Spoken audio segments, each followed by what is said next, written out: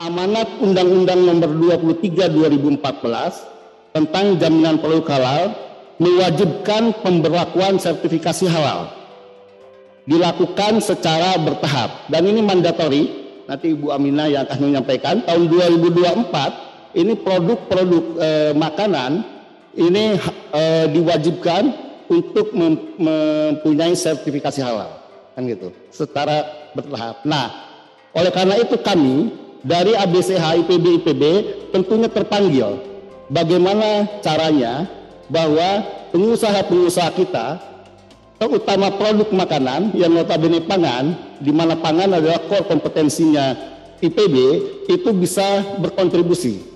Nah, salah satunya untuk bisa mengawal dan untuk bisa membantu teman-teman pengusaha UMKM, baik itu alumni IPB maupun dari mitra strategis kita adakan acara ini, acara Hakfest, yaitu acara halal quality and food safety. Kegiatan Hakfest yang pertama ini yang digelar oleh ABC HIPB yang merupakan salah satu badan otonom, menurut saya sangat strategis. Kenapa kegiatan ini sangat strategis? Karena persoalan halal ini tidak lagi hanya menjadi persoalan ketentuan syariah atau ketentuan agama bahwa memang umat Islam harus mengkonsumsi produk halal. Persoalannya sudah lebih dari itu. Persoalan halal ini sekarang dibutuhkan karena di dalamnya terdapat standarisasi food safety, standarisasi quality. Jadi kalau saya boleh mengatakan, ini sudah mengarah nanti kepada gaya hidup, lifestyle. Makanya kenapa negara-negara lain, Malaysia, Singapura, Thailand sekalipun, Jepang sekalipun, nanti mungkin Bu Siti Aminah banyak bercerita, sangat concern dengan kehalalan produk ini. Tidak hanya dalam rangka urusan bisnis atau komersial melayani umat Islam, tetapi juga umat atau masyarakat lain yang non-muslim sekalipun. Karena ditemukan atau diyakini dengan cara perlakuan terhadap produk-produk itu lebih baik, cara penanganan produk itu lebih baik, dengan proses dari hulu sampai hilirnya lebih baik, di mana itu mengandung kaidah-kaidah kehalalan, diyakini itu akan lebih membuat kesehatan, keamanan dalam mengkonsumsi produk-produk itu akan jadi lebih terjamin. Oleh karena itu menurut saya ini sangat strategis untuk terus kita dorong, apalagi pemerintah dalam hal ini Kementerian Agama berikhtiar untuk benar-benar mendorong UMKM, misalnya tahun ini 10 juta mendapat sertifikasi halal. Ini harus kita dorong. Tidak lagi sekedar hanya harus ada logo halal dan tidak adanya, tetapi lebih dari itu, lebih kepada quality dan juga food safety. Nah, makanya ABC HIPB tepat sekali mengangkat ini sebagai sebuah rangkaian. Rangkaian pertama adalah proses sertifikasi halalnya, berikutnya adalah bagaimana penanganannya, bagaimana kualitas produknya, bagaimana kalau produk ini suatu ketika menjadi produk ekspor yang akan kita kirim ke luar negeri, apakah standar proses dan penanganan produknya sudah benar. Dan ini semuanya tentu merupakan sebuah rangkaian yang sangat strategis untuk kita lakukan secara bersama-sama. Yang kedua, Bapak Ibu sekalian, produk-produk UMKM ini kan negara selalu menyatakan, Pak Presiden selalu menyatakan bahwa UMKM ini pendorong utama ekonomi. 97% dari pekerja ada di sektor UMKM, dan UMKM lah sektor atau industri atau kelompok usaha yang paling survive selama pandemi. Nah, UMKM ini tentu kita mau dorong juga, tidak hanya menjadi tuan rumah di negerinya sendiri, tetapi juga menjadi pemain ekspor yang bisa diandalkan di masa-masa yang akan datang. Karena apa? Sekarang kalau kita lihat Eropa, Amerika sudah mulai krisis, harga pangan tinggi sekali. Satu sisi kita khawatir, kita concern, kita prihatin dengan situasi itu. Di sisi lain tentu ada peluang untuk mensubstitusi atau mereplace, menggantikan produk-produk yang diimpor oleh negara-negara lain, dengan produk-produk yang berasal dari Indonesia, khususnya dari UMKM. Oleh karena itu kami di Himpunan Alumni untuk poin yang kedua ini juga concern. Kami ingin mulai tahun ini, kami ingin mengambil kiprah juga di membawa peluang-peluang ekspor produk-produk UMKM ini. Tahun ini kami mulai dengan produk-produk dari Himpunan Alumni, dari alumni-alumni IPB. Insya Allah pada tanggal 22 dan 23 bulan depan kita akan membawa produk-produk alumni IPB ini pameran ke luar negeri di Amsterdam. Ada International Healthy Food and Ingredients Exhibitions di Amsterdam. Nah, alhamdulillah kita sudah mendaftar dan kita sedang dalam persiapan. Terima kasih panitia, kita akan bawa produk-produknya ke luar negeri. Nah, mudah-mudahan connectivity atau connecting the dots yang dilakukan oleh ABC ini, mudah-mudahan tahun-tahun ke depan kita bisa bekerja sama, kita bisa membawa nih para UMKM yang hadir hari ini, produknya juga kita daftarkan, tidak eksklusif hanya untuk himpunan alumni, untuk alumni IPB, tetapi juga untuk masyarakat luas ya, untuk kita semua yang hadir di sini. Yang ketiga yang ingin saya sampaikan betapa strategisnya acara kita pada hari ini. Kementerian Agama tentu juga dalam dilema-dilema, dalam persoalan-persoalan. Tidak mudah membawa para UMKM kita untuk segera mendapatkan logo halal. Tetapi tahukah Bapak Ibu sekalian, juga yang lebih penting nanti setelah itu kita pikirkan bersama, bagaimana membuat UMKM juga bisa naik kelas.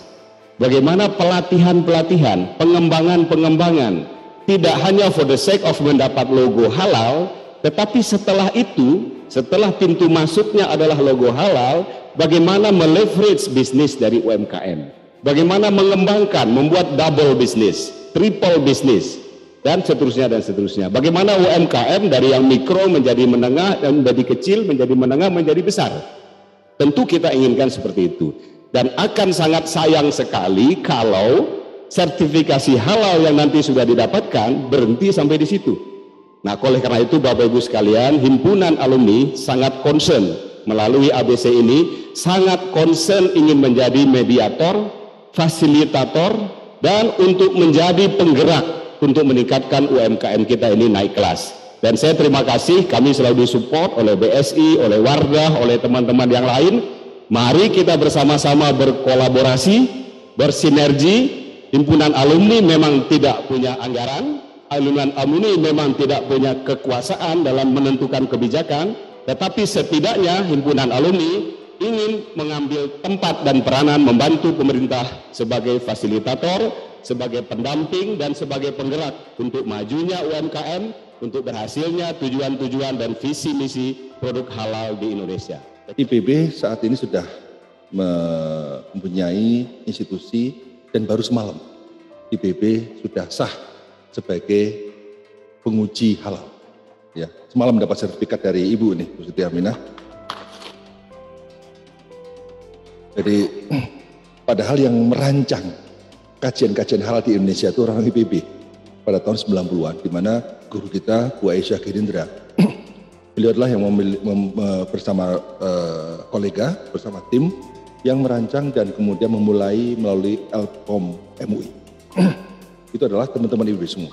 Nah, sehingga pada tahun 2018 kita dirikan pusat sains halal dan kemudian juga pusat ujinya. Dan insya Allah pada tahun 2023 mohon doa restunya IPB akan membangun gedung 6 lantai untuk halal center. Ya. Jadi kita sekarang sedang membangun halal center. Insya Allah kita mendapatkan dana kurang lebih sekitar 450 miliar. Dan dana tersebut sudah disetujui dan moga-moga bisa cair awal tahun depan untuk bisa segera kita bangun. Karena mimpi saya adalah, dan mimpi kita semua, bagaimana IPB bisa menjadi center of excellence dalam bidang halal studies. Ini penting sekali, karena apa? Karena saat ini brand halal ini sekarang dimiliki oleh Thailand. Perusahaan-perusahaan multinasional, kalau ingin uji halal, perginya kemana? Ke Thailand. Namanya Chulalongkorn University. Jadi saya pernah ke sana. Saya berkunjung 7 lantai di sana. Lantai 1 untuk riset bidang food, kemudian 2 bidang material, 3 bidang kosmetik, Sehingga Wardah menjadi sangat strategis sekali sebagai sebuah industri yang memang sangat concern pada halal. Nah, sedangkan Chulalongkorn yang sudah mendominasi dunia ini, maka obsesi kita adalah ini tidak boleh dibiarkan. Ya. Dominasi dari Thailand. Masa Thailand yang menguasai dunia soal kajian halal? Ini saatnya harusnya IPB, karena kita punya sejarah, punya kompetensi, dan alhamdulillah kita sekarang sudah punya rencana yang konkret tentang pembangunan halal center. Moga-moga dengan halal center ini, satu, riset-riset berkaitan dengan yang menghasilkan inovasi-inovasi halal ini bisa semakin banyak. Kemudian inovasi berkaitan dengan material baru, karena salah satu komponen penting dalam halal itu adalah material. Ya. Sekarang IPB sudah melahirkan gelatin dari bukan hanya kulit sapi, ya, gelatin dari produk-produk laut. Ini yang penting sekali untuk mensubstitusi apa? Substitusi gelatin selama ini diproduksi dari barang-barang yang tidak halal. Ya. Dan masih banyak lagi riset-riset inovasi yang banyak. Kemudian yang kedua adalah kosmetik, food apalagi, dan kemudian kita akan sebagai tempat uji halal. Dan yang terakhir, kita akan menjadi pusat inkubator halal untuk UMKM. Ya, jadi kalau hari ini alumni memfasilitasi UMKM, insya Allah moga-moga ya, kalau sudah jadi gedungnya, tahun depan kita sudah bisa memfasilitasi UMKM untuk pelatihan halal di IPB, kemudian uji halal di IPB. Ya. Dan sekaligus itu kita punya inkubator bisnis yang untuk ukuran perguruan tinggi insya Allah terbesar di Indonesia ini. Ya. Saat ini kita baru bisa mendampingi 10 di Darmaga, 10 di Taman Kencana. Tahun ini insya Allah kita bulan Desember gedung ini akan selesai, gedung multi tenant, startup center. Nah, gedung startup center ini bukan sekedar gedungnya yang penting. Yang penting adalah bagaimana fungsi dari startup center untuk bisa mendamping UMKM yang ada di Bogor, ada di Indonesia, untuk bisa hilirisasi inovasi-inovasi yang dimiliki oleh IPB. Dan bagus kan kalau lihat, silakan lihat di Taman Kencana. Saya setelah ini juga mau ke sana. Di Taman Kencana itu banyak alumni-alumni IPB dan masyarakat yang belajar memanfaatkan inovasi untuk kepentingan bisnis. Seperti yang saat sekarang ini ada Torbangun misalnya. Tahu Torbangun? Torbangun itu adalah produk dari daun Torbangun itu di Sumatera Utara. Mana orang Medan? Nah, pasti tahu. Orang Medan pasti tahu daun Torbangun itu untuk ibu-ibu hamil. Jadi kalau ibu hamil makan daun Torbangun, hampir pasti ASI-nya lancar sekali. Nah sekarang kalau makan daun pahit, oleh IPB diteliti, komponen daun itu sangat bagus sekali, memang terbukti efektif untuk bisa melancarkan ASI dan kemudian bisa membuat sangat bagus sekali untuk kelancaran ASI dan sekaligus pengganti daun katup yang selama ini ada kalau di Jawa. Nah oleh karena itu risetnya dimodifikasi bagaimana membuat teh celup dari Torbangun, kemudian biskuit Torbangun. Sekarang sudah ada lagi mie instan Torbangun. Jadi ibu-ibu hamil nggak perlu lagi pahit-pahit makan daun, cukup makan mie instan. Serasa mie instan yang ada, tapi daun Torbangun dan ASI akan sangat lancar. Itu inovasi. Inovasi yang kedua sekarang sudah dibangun lagi tentang ada helm, kemudian ada, saya lupa ya, mungkin Mbak Novel nanti bisa mengupdate. Banyak sekali inovasi-inovasi yang sudah dihilirisasi di startup. Nah maksud saya, UMKM kita membuka UMKM untuk hadir di startup kita, startup center, untuk belajar itu semua dari mulai mendapatkan inovasinya, kemudian sampai mengembangkannya, sampai pasarnya dan sebagainya. Tentu kita concern pada UMKM. Kenapa? Karena UMKM itu adalah aktor dan pelaku yang memberikan kontribusi besar pada ekonomi Indonesia. Saat ini 62% kontribusi UMKM pada PDB. Jadi produk domestik bruto itu didominasi oleh UMKM. 62%. Jadi pengusaha-pengusaha besar itu kontribusinya hanya 38%, persisnya 62%. Hanya 38%. Nah tapi komponen ekspor, kontribusi kita dalam ekspor, itu saat ini hanya kurang lebih sekitar 15%. Jadi 15% kita sudah mulai ekspor. Nah bandingkan dengan yang lain-lain ya, misalnya kalau kita lihat di Tiongkok, itu ekspor mereka UMKM sudah 60%. Di Thailand sudah 29%. Kemudian kalau kita lihat di Singapura sudah 40%, Di Jepang, Jerman sudah 55%, ya. Di India 40%. Nah jadi Bapak sekalian, inilah yang menurut saya penting untuk kita terus cermati bahwa UMKM ini tempat yang sangat strategis untuk bisa punya kontribusi dalam penyerapan tenaga kerja di Indonesia 90%, ya 91%, ya penyerapan tenaga kerja oleh UMKM itu paling besar. Nah jadi karena strategisnya dan kecil itu indah, UMKM itu kan kecil ya, ibarat mobil jazz. Jadi Bapak sekalian, kalau Anda Bapak sekalian adalah pelaku UMKM, Bapak sekalian itu mobilnya mobil jazz. Pengusaha-pengusaha besar itu mobil tronton. Jadi kalau balapan di puncak, menang siapa? Menang jazz. Jadi di era disruption seperti sekarang ini, di banyak shock, banyak guncangan, banyak krisis ya, itu yang paling bisa bertahan siapa? UMKM. Kenapa? Lincah. Ini nggak laku, langsung buat yang lain. Ini laku, buat yang lain. Lincah sekali. Kalau yang besar, mau belok di puncak gimana? Susah kan? Sehingga yang besar pun kalau hanya bertahan seperti itu akan mati juga, kalah sama yang kecil-kecil Bapak sekalian. Kecuali yang besar, ketika mau diselip, mobil trontonnya pakai baling-baling. Nah, terbang. Nah, itu baru besar kreatif, ya. Dan juga pakai sayap misalnya. Nah, jadi Bapak sekalian jangan berkecil hati. Ini UMKM ini sangat-sangat penting strategis dan bahkan sekarang pertumbuhan nasional untuk kreditnya berapa? 16% kalau nggak salah UMKM itu. Nah, jadi UMKM halal ini, sekali saya kedatangan tamu dari Jepang. Satu, tamu dari Jepang ini, dia tuh salah seorang ahli halal terbaik di Jepang. Datang ke rumah saya, minta untuk kerjasama. Dan kemudian apa yang dilakukan? Apa yang disampaikan? Pak, pada waktu itu kan ada apa? Olimpiade di Jepang, nggak salah ya? Nah, pada saat Olimpiade di Jepang, kesulitan Jepang apa? Menyediakan makanan halal.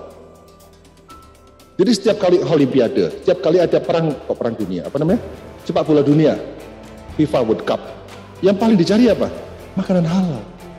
Nah sehingga dengan misi besar, ini Pak Walnek ke Belanda nanti, semoga kita doakan semoga lancar semua untuk bisa membuat lokal itu bisa masuk global. Nah sehingga produk BLST, Mas Noval harus dititipkan ke Pak Walnek untuk bisa promosi juga di sana, supaya BLST juga semakin mengglobal dan mendunia. Nah terakhir sekalian adalah bahwa UMKM itu harus semakin optimis. Mungkin Bapak Ibu sekalian tidak punya masa lalu. Ya. Pengusaha-pengusaha besar punya masa lalu. Tapi menghadapi masa depan itu tidak selamanya penting untuk memiliki masa lalu. Coba bayangkan, Nadiem Makarim punya masa lalu nggak? Nggak punya masa lalu. Dia hanya punya masa depan. Dalam arti apa? Dia berbekal pada imajinasi, berbekal pada creativity. Ahmad Zaki punya masa lalu enggak? Enggak. Kedua orang tua mereka juga orang biasa-biasa saja, tidak punya modal yang besar-besar amat, tapi hanya bermodalkan pada kreativitas, dan bermodalkan pada kemampuan berimajinasi dan kerja keras karena punya grit. Nah itulah kegigihan diiringi oleh dan passion yang tinggi sehingga bisa membuat dia besar. Jadi era sekarang adalah era buat siapa saja yang memiliki kemampuan kreativitas dan imajinasi yang paling tinggi dan kecepatan belajar, learning agility yang tinggi, dia yang akan menang. Jadi kalau saat ini Bapak Ibu sekalian masih kecil, itu tidak selamanya akan kecil. Yang besar tidak selamanya akan besar. Yang kecil bisa membesar, yang besar bisa mengecil. Yang kecil bisa membesar, yang besar kecil itu tergantung pada apa? Creativity dan imajinasi. Dan banyak di perusahaan-perusahaan besar kolaps. Gara-gara apa? Kemampuan kreativitas yang rendah, tidak sensitif lagi pada perubahan, bangga dengan kebesarannya, bangga dengan hebatnya, akhirnya lupa berinovasi, lupa untuk melihat tren masa depan. Akibatnya apa? Kolaps. Oleh karena itu, saya mendoakan UMKM di sini adalah saat ini UMKM, moga-moga pertemuan kita 5 tahun depan, Bapak Ibu sekalian semua sudah menjadi konglomerat. Nah, di sini BPJPH tidak bisa sendiri, harus bekerja sama dengan kementerian dan lembaga terkait, dan juga dengan BUMN, BUMD, dan juga dengan Bapak Ibu sekalian, dan juga dengan asosiasi pengusaha, karena memang halal ini salah satu bagian yang sangat penting yang sesuai dengan aturan yang ada di Undang-Undang JPH. Dan lembaga yang berperan ini lumayan banyak. Untuk UMK kita ada pendamping PPH. Dan IPB, Pak Rektor kami laporkan, IPB ternyata alhamdulillah tadi Pak Rektor akan mendirikan gedung khusus halal center 6 lantai. Tepuk tangan untuk IPB. Saya bisa memberikan saran Pak Rektor, halal center itu banyak yang harus dilakukan. Pertama, menciptakan marketplace Pak. Banyak kebutuhan penyelia halal, bukan hanya dalam negeri, tapi luar negeri Pak. Di luar negeri itu, waktu saya ke Korea dan ke Amerika, kebutuhan penyelia halal itu sangat tinggi Pak. Di sana kurang, malah bukan kurang, tidak ada. Kami bersama IHTEK di sini, Bu Direkturnya hadir, bekerja sama untuk menciptakan marketplace. Nah, IPB di sini yang gudangnya SDM yang tinggi, mohon itu bisa disiapkan. Karena tidak ada Pak, kami mencari itu tidak ada. Kemudian juga halal center bisa menciptakan pendamping PPH. Saat ini sudah ada Pak Rektor, ada 80 pendamping PPH yang nanti akan membantu Bapak Ibu UMK. Jadi kami punya program Sehati, sertifikat halal gratis dengan program Sepdiklir. Sepdiklir itu artinya adalah usaha Bapak Ibu di luar dari produk rumah makan, kemudian kedai atau restoran. Jadi kalau Bapak ini punya produk di luar itu bisa masuk Sepdiklir. Nah, di sini kita ada 80 orang dari pendamping PPH dari IPB. Nanti silakan, saya sudah menghubungi beberapa orang untuk nanti membantu Bapak Ibu mengkurasi data Bapak Ibu agar segera masuk ke dalam sistem Sehati. Tahun ini kita punya target 324.000 untuk Sehati, seperti sertifikat halal gratis Sepdiklir. Yang baru daftar lewat Si Halal itu 39.000.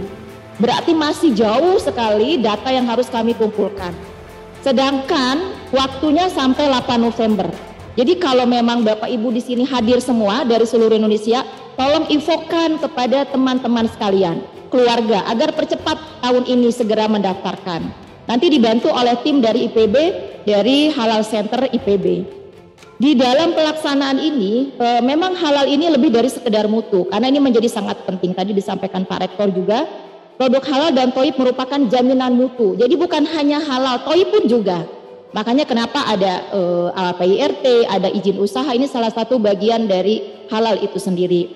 Kemudian keamanan pangan, kondisi dan upaya yang diperlukan untuk mencegah pangan kemungkinan tercemar biologis. Nah, ini Bapak Ibu pelaku UMK hati-hati dalam membuat produk. Dengan adanya kasus yang belakangan ini marak, itu kehati-hatian Bapak Ibu untuk produk pangan terutama. Karena ini sangat penting. Kemudian pada konsep halal tidak boleh dimasukkan barangnya haram. Jadi mungkin di sini Bapak Ibu berkaitan dengan bahan, misalnya pewangi, pengawet, kemudian pewarna, itu hati-hati Bapak Ibu. Salah satu bahan yang tidak boleh dimasukkan yang bila itu tidak sesuai dengan aturan regulasi. Oleh sebab itu, kenapa kita penting halal ini? Halalan toiban itu salah satu kesatuan yang tidak bisa dipisahkan. Nah, di dalam sertifikat halal merupakan proses yang harus dilalui. Untuk proses sertifikat halal reguler, Bapak Ibu mungkin bisa daftar langsung ke Si Halal. Kemudian nanti akan Bapak Ibu memilih LPH, lembaga pemeriksa halal. Dan IPB tadi malam, tadi disampaikan Pak Rektor, tadi malam sudah diberikan sertifikat akreditasi LPH. Jadi Bapak Ibu yang di daerah yang memang dekat dengan IPB silakan daftar memilih LPH-nya LPH IPB. Jadi alhamdulillah Pak Rektor ya, sudah ada di IPB ini sudah banyak membantu kami, sudah ada halal centernya, sudah ada LPH-nya, sudah ada pendamping PPH-nya. Ini semua sudah masuk sehingga IPB terus berkiprah dengan adanya gedung baru nanti tahun depan ya Bapak Ibu sekalian. Mengapa sertifikat halal penting? Karena perkembangan teknologi. Mungkin Bapak Ibu tidak paham kok halal itu penting. Seperti Bapak Ibu di depan ini ada air mineral.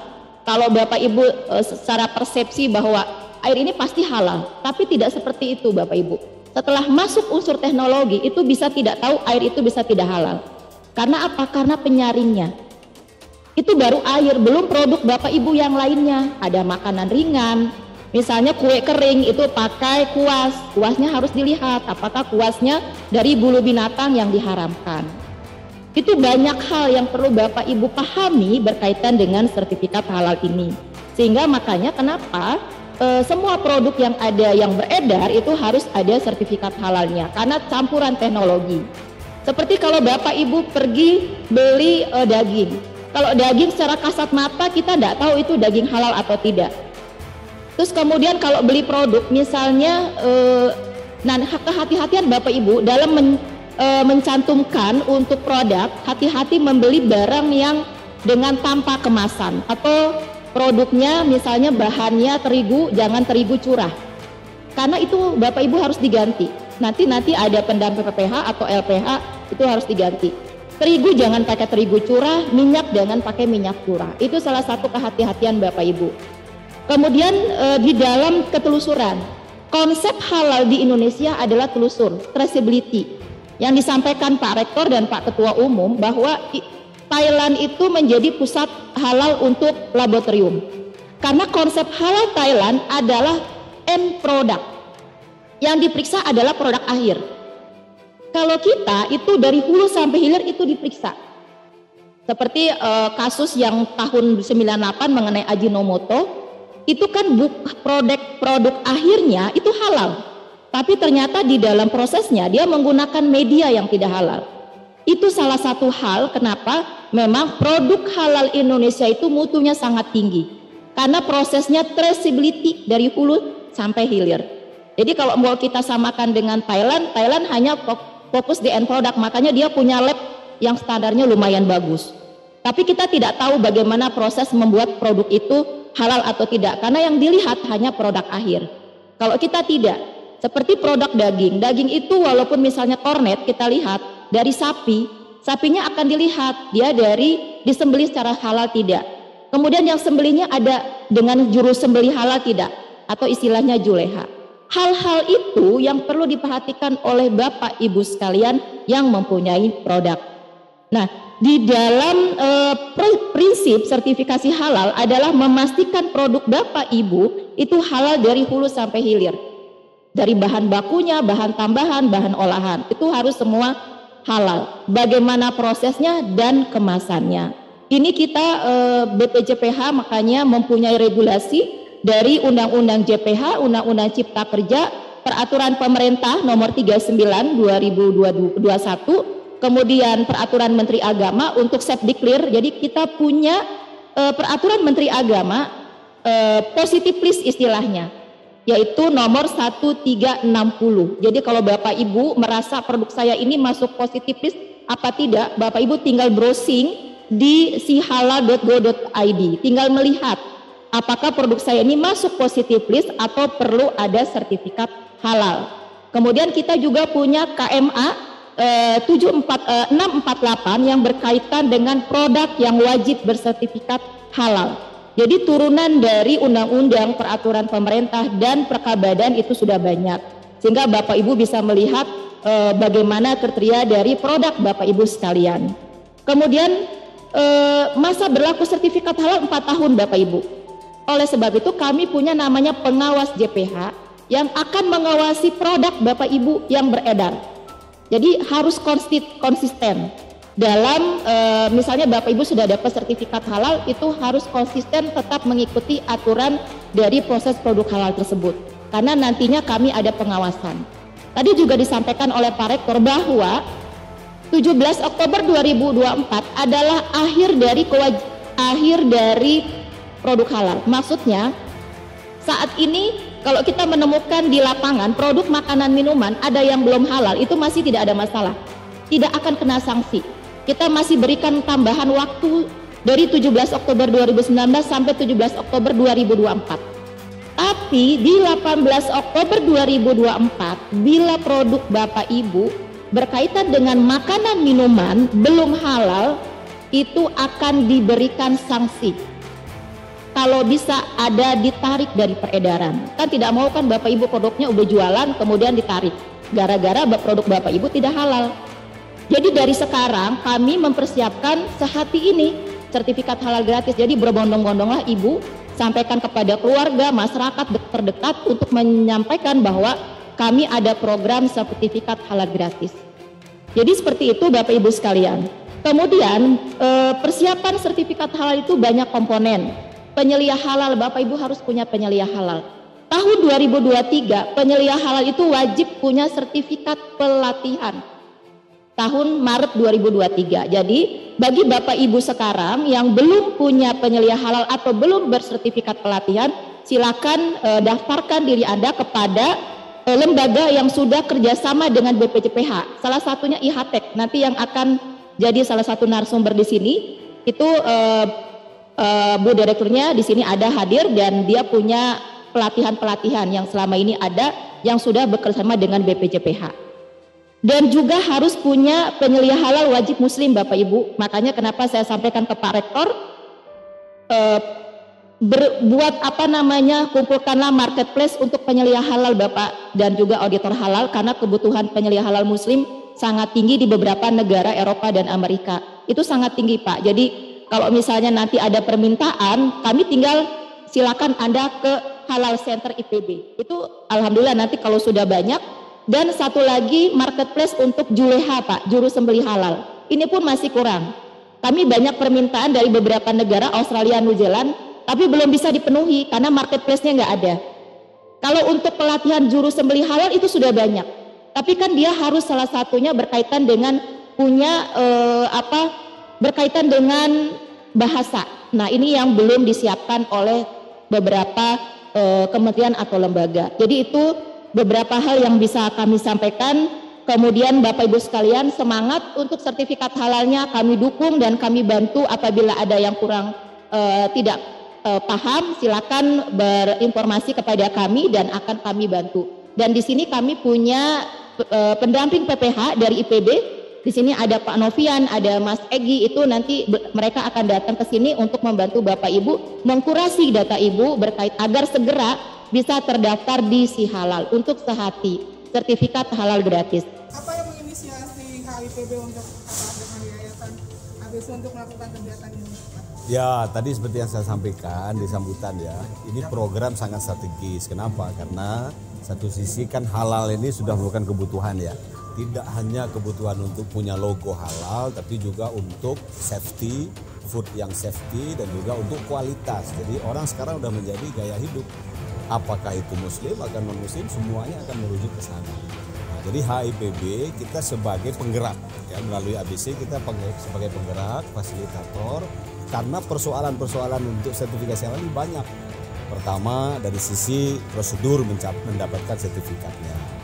Kedua dari sisi pembinaan si penyelia halalnya tadi itu, supervisor halal itu dibutuhkan banyak sekali.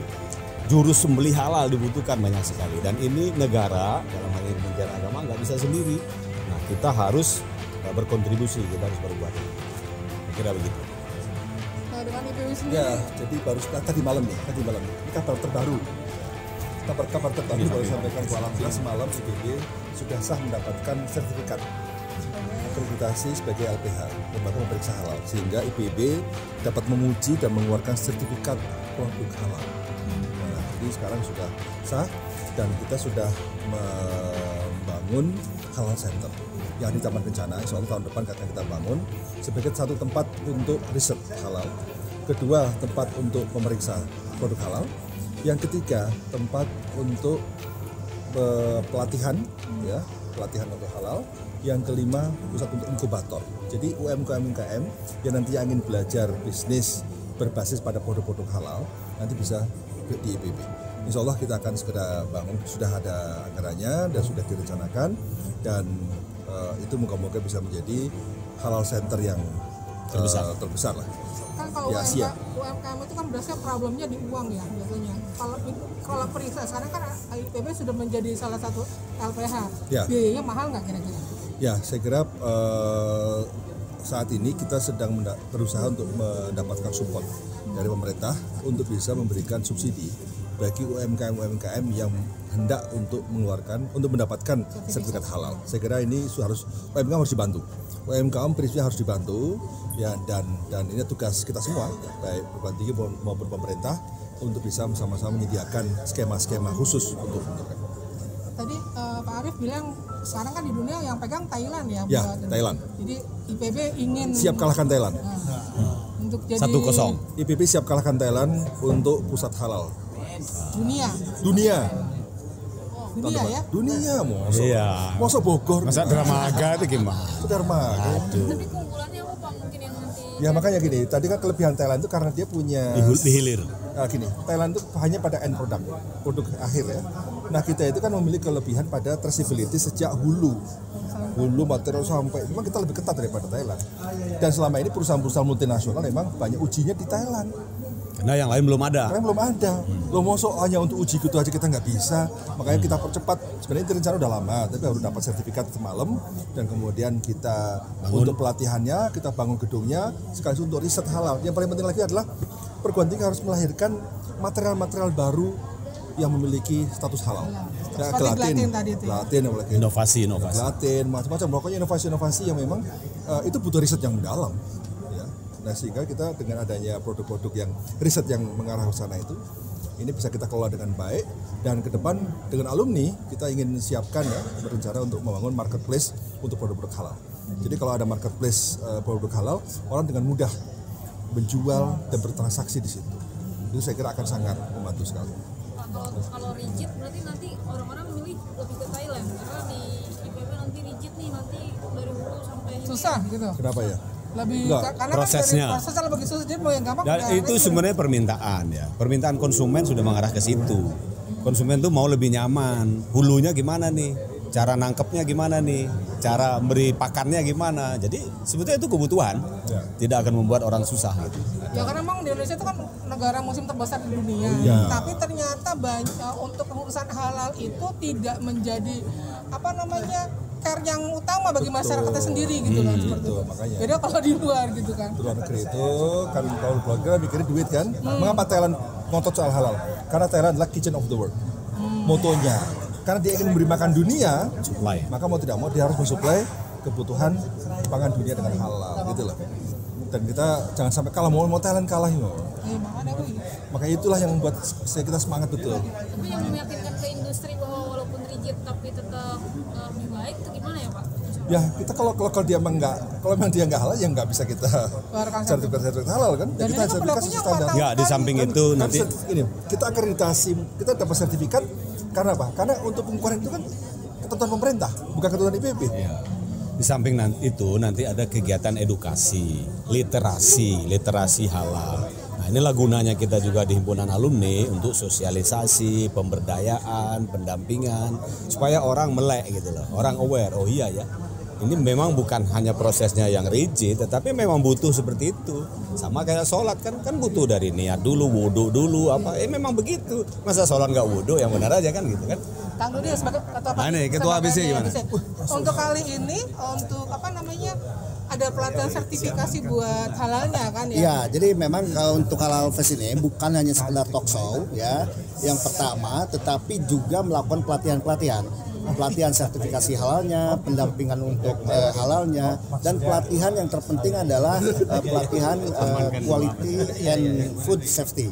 Dan itu akan diselenggarakan bukan hari ini tetapi mulai minggu depan. Dan selain itu yang terpenting adalah bukan hanya bicara-bicara saja, kita sudah menggandeng dengan BSI untuk bisa bagaimana nanti mendukung pendanaan ya.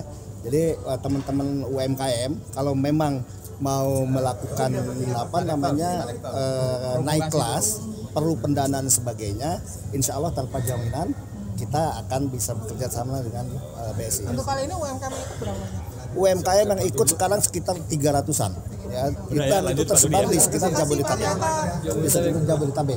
Ya. Bahkan ada yang dari luar, yang dari Sumeneb, dari NTB, ya, dan beberapa yang lain.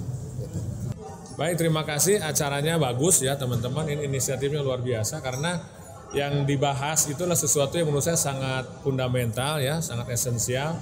Pertama relevan dengan IPB, kemudian yang kedua juga relevan dengan masyarakat Indonesia.